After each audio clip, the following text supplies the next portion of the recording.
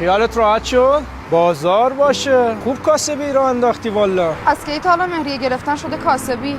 حقمه، قانون گفته. درسته، حقته، ولی به شرطی که از یه نفر بگیری تو زندگیت، نه چند نفر. حول بازی تق نمی آوردی، ازدواج نمی کردی. اونا هم همین اشتباه کردن. والا حرفای شما بود، گفتی اگه دوستم داری بیا ازدواج کنیم. حداقل میذاشتی 1 ماه بگذره، مهر عقدناممون خوش بشه، بعد درخواست طلاق میدادی. یه چیزی بهت بگم، هر کسی که با دلش بره جلو میبازه، با عقلت بره جلو.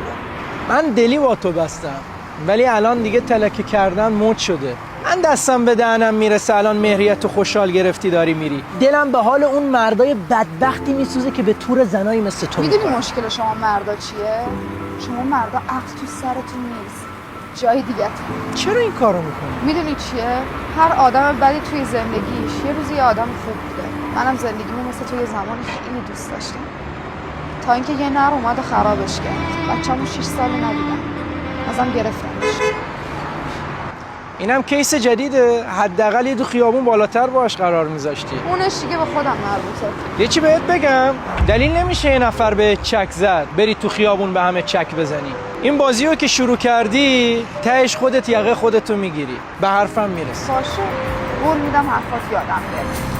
As I walk through the valley